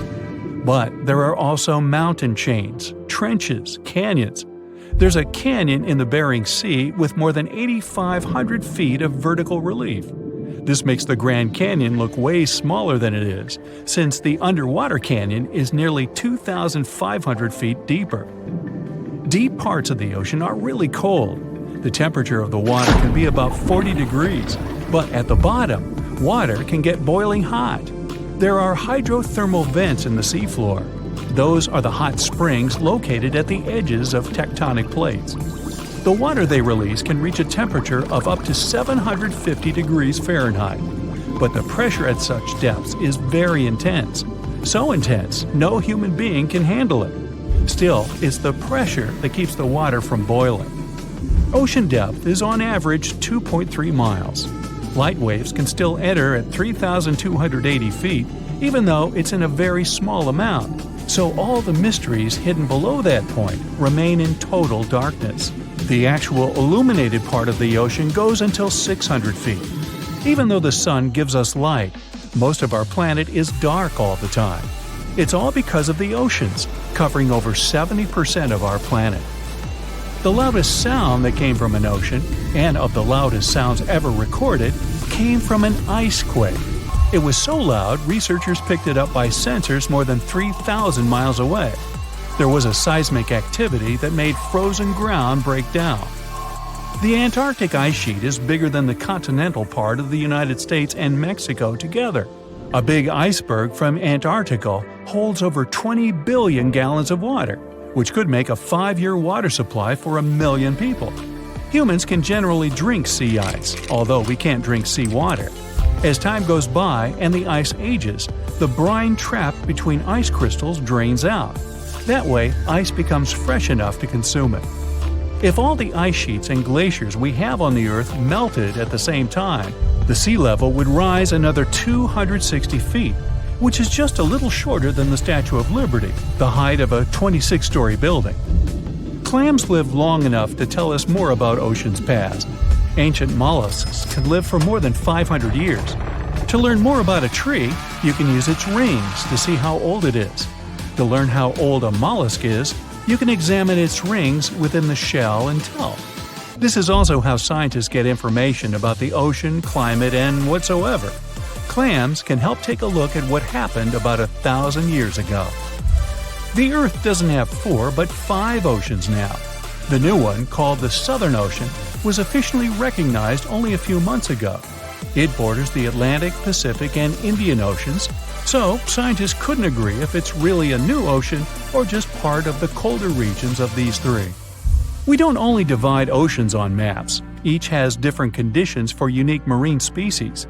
For example, the Southern Ocean has leopard seals, orcas, minke whales, emperor penguins, and other animals that live in cold, icy seas. It's also home to krill, small creatures that look like shrimp and are food for many bigger animals that live there. Life on our planet started about 3.5 billion years ago. I wasn't around then. It's still a mystery how and when exactly, but some theories say life could have first emerged in the depths of the ocean.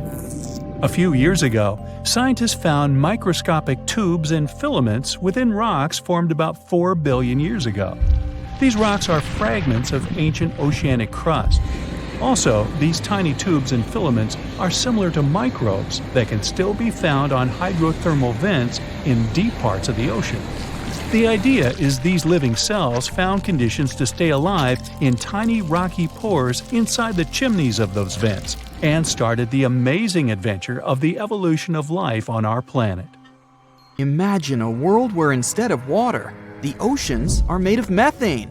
Yeah, that's right. Instead of swimming in H2O, you'd be paddling around in CH4. It's like Mother Nature's version of a fizzy drink. Such oceans actually exist on one of Saturn's moons called Titan. In fact, the methane and ethane on Titan play a similar role to the water on Earth. They cycle through the atmosphere and form clouds that eventually rain down onto the surface. They were discovered by the Cassini-Huygens space probe, and apparently, our entire planet's oil reserves could fit in one of Titan's puddles. Even the desert sand dunes on Titan have more organics than all of Earth's coal reserves. Who knew that Titan was the place to go if you're ever in need of fuel for your car?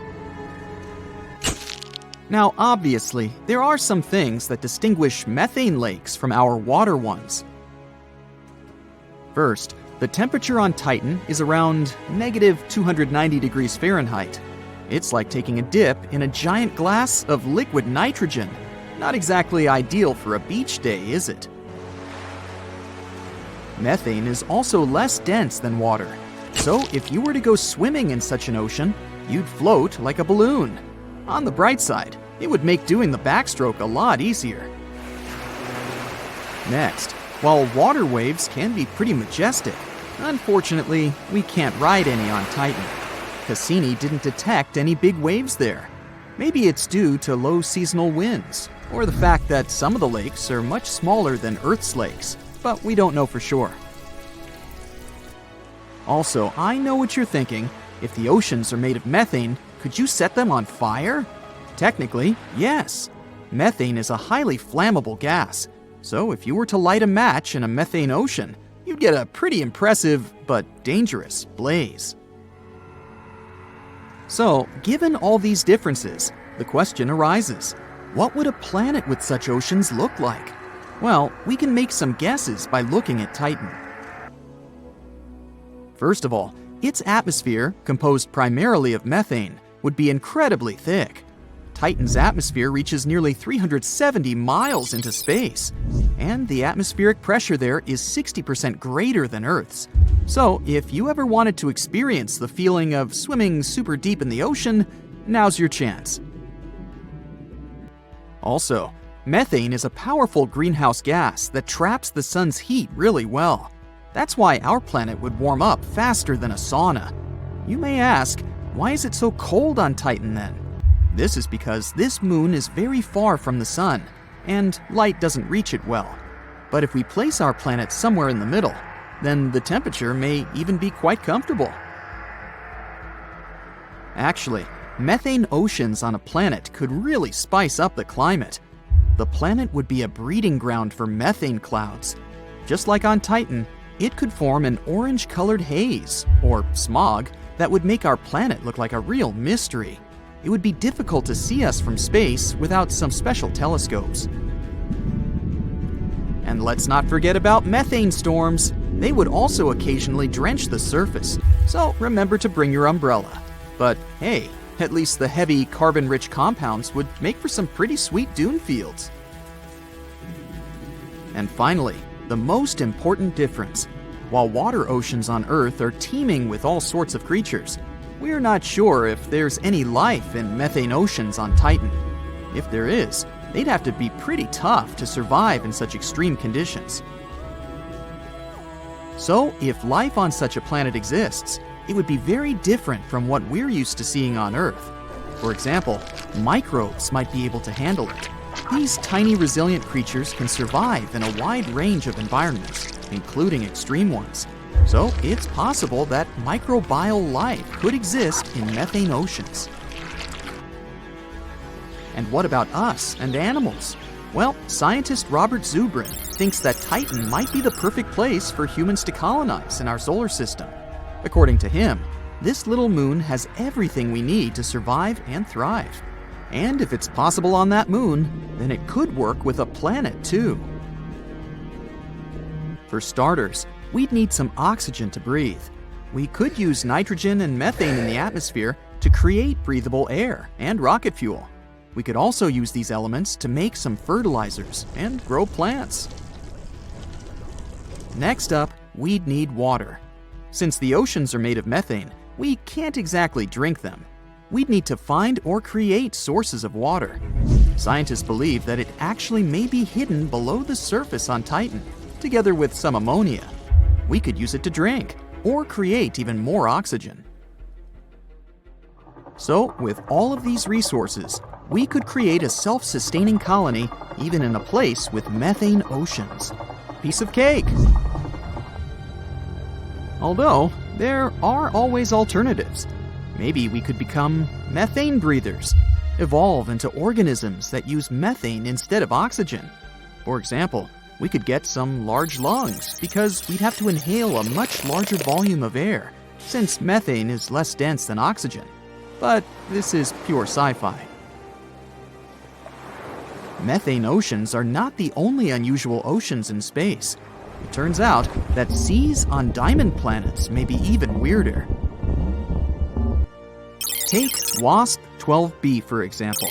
This exoplanet, located about 1,200 light-years away, might have oceans of tar. That's right, tar. The planet has more carbon than oxygen, which means its crust is probably made of things like diamond and graphite, instead of your average silica-based minerals like granite.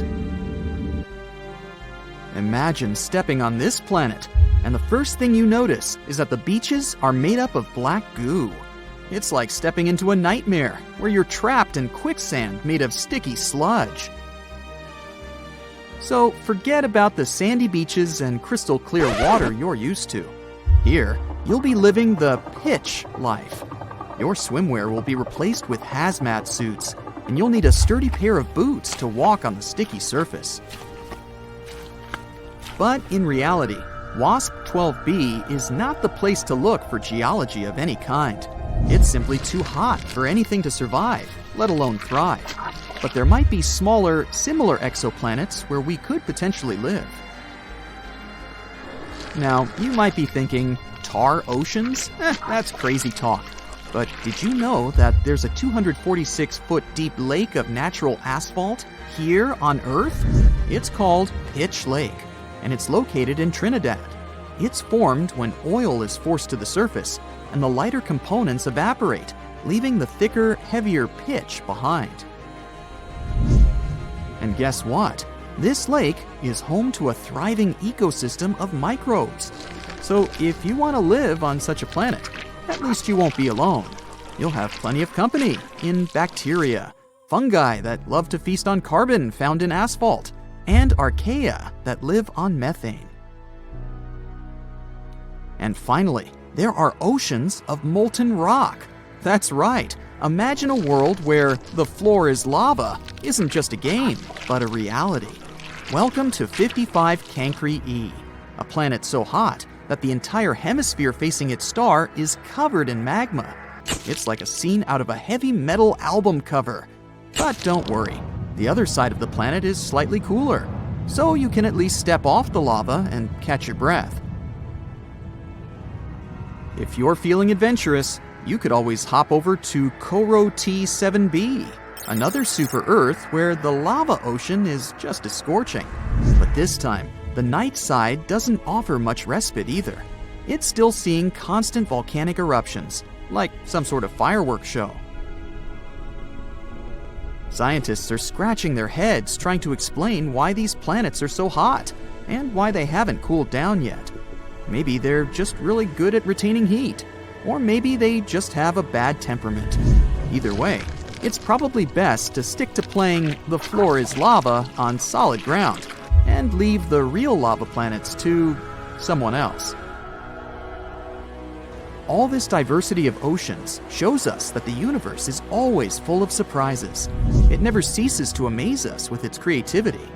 Although these oceans are not suitable for human exploration yet, they challenge our understanding of what could exist beyond our world. So, let's continue to explore.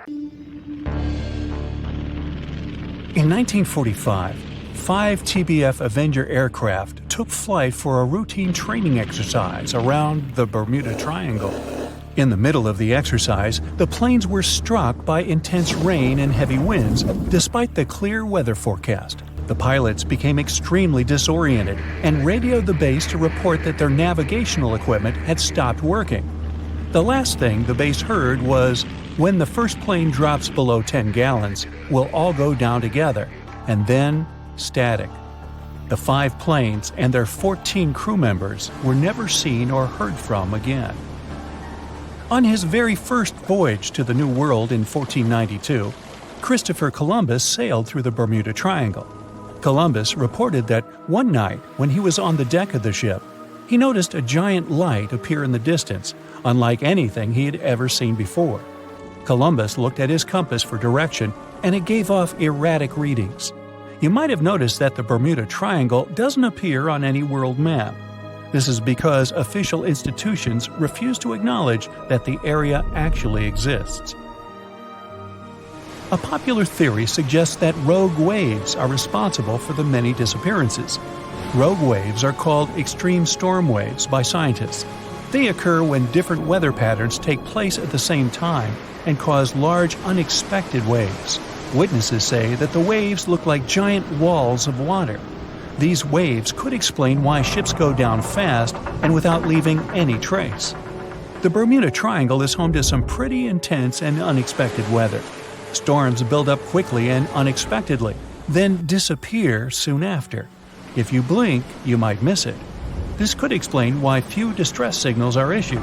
Pilots and sailors never saw the weather coming. No one knows exactly how many ships and planes have disappeared in the Bermuda Triangle. The rough estimate is 50 ships and 20 planes. Most of the time, the disappearances had no explanation and no wreckage has ever been left behind. Another bizarre theory trying to solve the Bermuda Triangle mystery comes from Charlie Berlitz. He insists that the area is home to the lost city of Atlantis. The missing ships and planes and malfunctioning equipment, according to him, were all caused by rays of energy let out by the special energy crystals that power Atlantis. While this sounds silly, Berlitz's theory was convincing enough that over 20 million people bought his book worldwide. In the year 1800, a large sailing vessel called the USS Pickering departed from the U.S. on its way to the West Indies.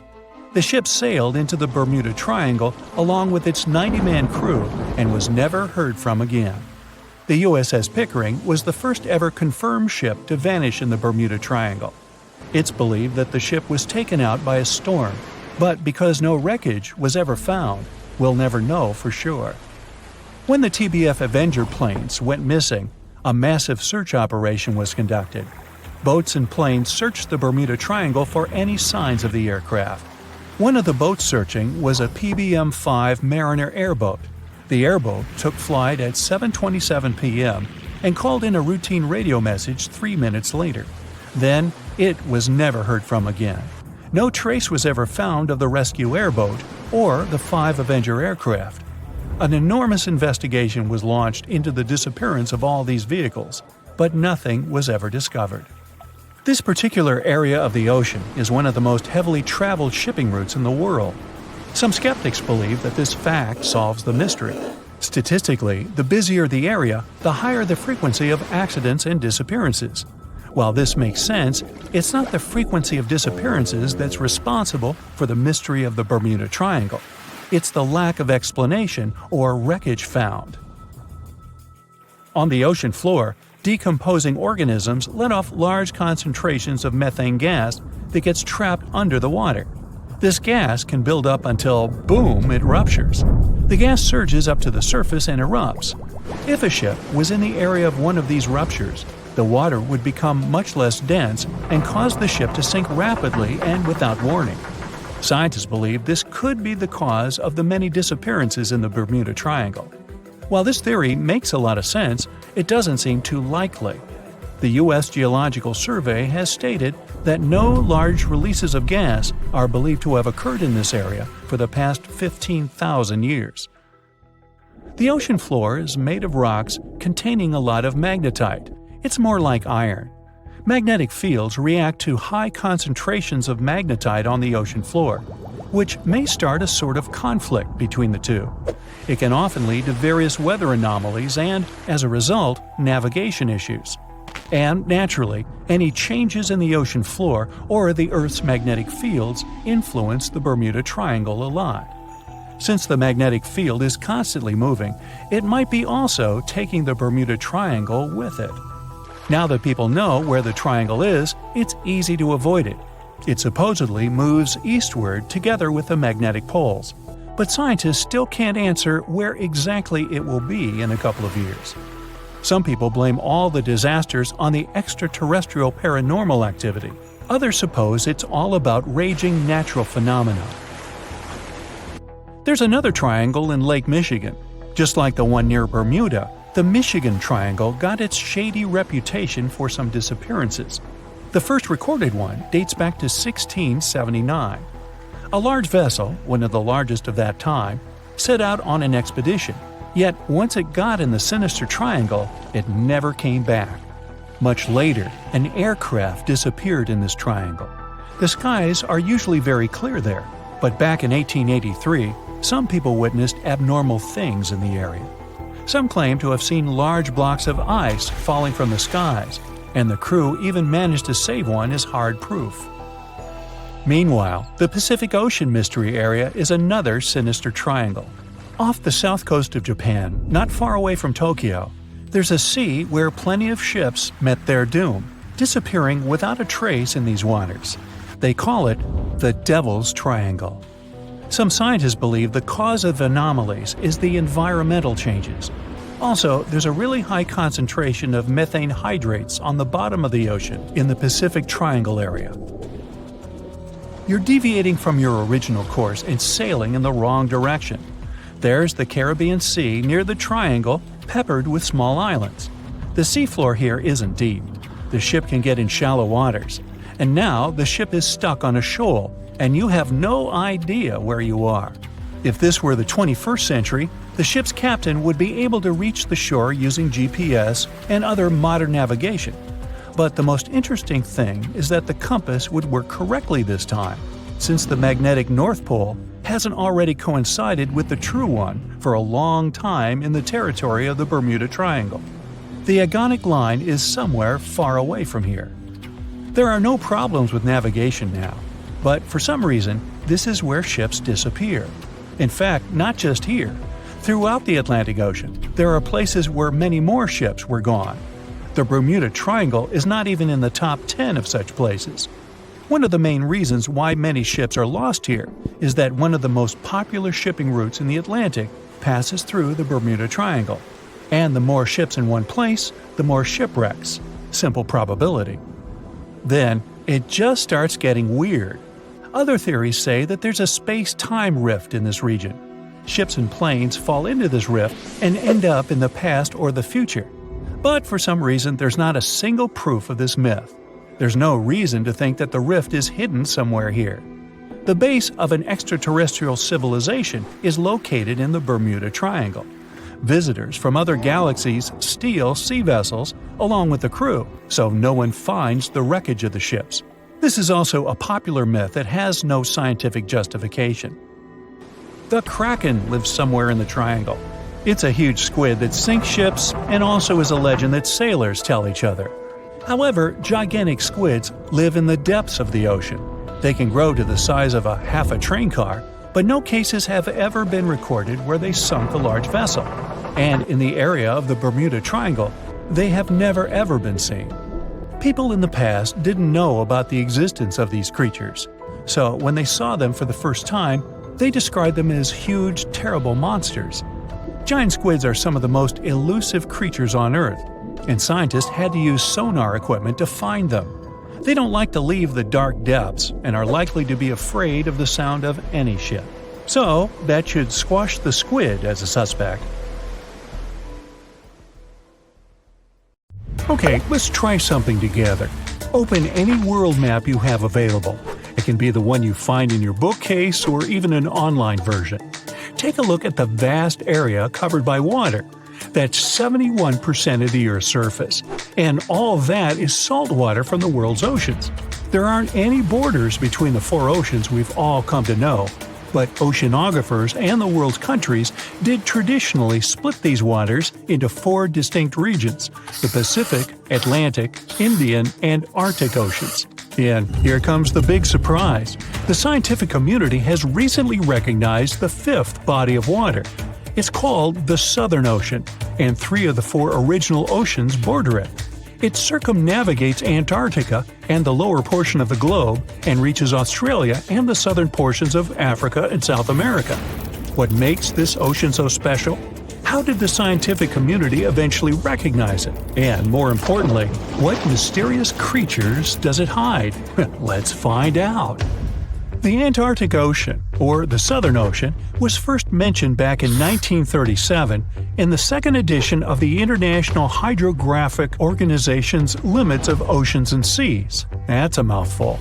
Back then, this organization considered that it was wrong to consider the Antarctic Ocean as its own distinct body of water. Why? Well, because at that time, an ocean was defined as water surrounded by land, and not water surrounding land. However, they reconsidered it in 2000 and voted to include this ocean in the official list. They also decided on the name Southern Ocean over the commonly used Antarctic Ocean. Finally, the organization concluded that the ocean should be considered as ending at the 60th parallel south latitude. But how old is this ocean? Well, many specialists believe it to have formed only 30 million years ago, which would make it the youngest of the world's oceans. It was created when Antarctica and South America moved away from each other during the early stages of our planet's development. This unique water current is a distinctive component of the Southern Ocean, as it helps keep the waters flowing around the icy continent. It's called the Antarctic Circumpolar Current, and it moves to the east with incredible speed. It's estimated that it moves an enormous amount of water per second. Some of the disputes regarding the Southern Ocean also have to do with this amazing current. Some specialists believe it separates the water of the Southern Ocean from the waters of the nearing Atlantic or Pacific. Only the rapid circulating water is considered the Southern Ocean. On the other hand, though, a handful of scientists say that the current actually makes the naming issue more complex by not limiting the waters to a specific geographic location. They believe that the waters in the current are different in terms of composition from waters in the northern oceans because they are way colder and have a lot more salt.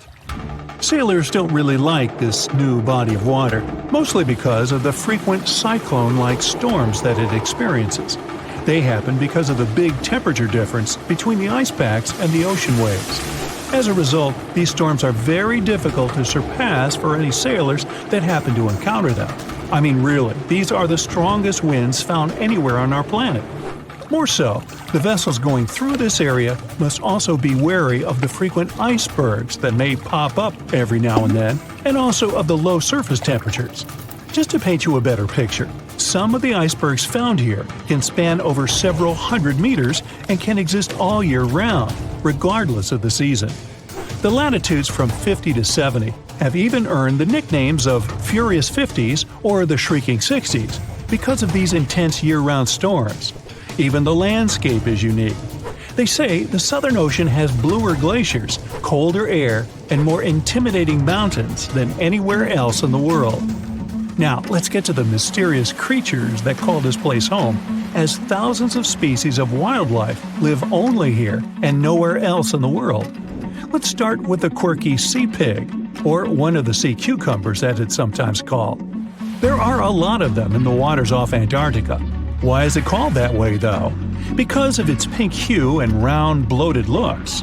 On a closer look, it even appears to have a little tail and set of ears, just like a pig. They do help a lot with the quality of the waters here, filtering sand and sediment. Then there are the Hoff crabs that live on the floor of the Antarctic Sea. The Southern Ocean is a cold water environment, but crabs are more adapted to warmer waters. So, Hoff crabs gather around the warmth made by volcanic vents. They get the needed warmth and food here. You can find them in large piles, one on top of another, literally filling the space of the vent openings. Now, wonder how they got their unofficial name? Well, it's because of their apparent similarity to the actor David Hasselhoff, whose impressive chest reminded explorers of the crab. Okay. Ever seen a fish that's completely transparent? You'd have to get to these waters down in the south, but they do exist, and they are simply called the ice fish. You can basically see inside them, being completely clear and all. That's because of their see-through skin and because they don't have any red blood cells.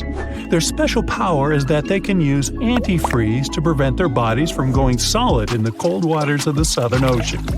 Instead of the standard thicker blood, the red one with hemoglobin, ice fish have thinner blood that moves around more easily throughout their bodies, hence giving them the much-needed nutrients and oxygen.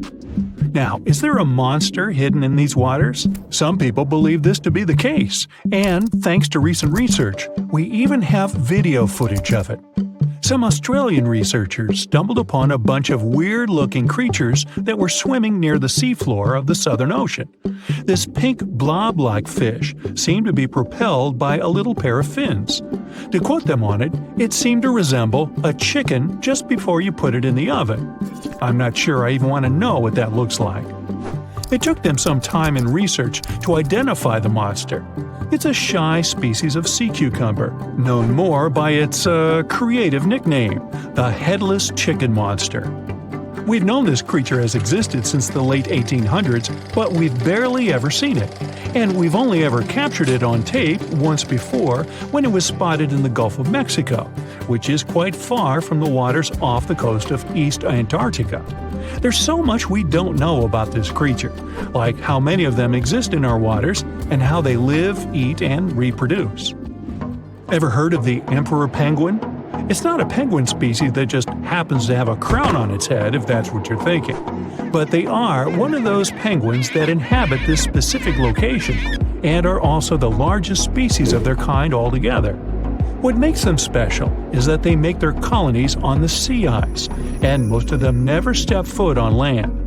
More so, penguin dads lose almost half their weight while incubating the eggs. They're also fascinating swimmers, able to dive deeper and longer than any other bird, up to 700 feet. Not to mention they can stay submerged for up to 18 minutes at a time as they gather food. We have yet to uncover all the secrets of the mysterious Southern Ocean, but it's clear that it's home to some unique and fragile marine ecosystems. Recognizing it as a new ocean could be one way to focus the public attention on it and help its conservation.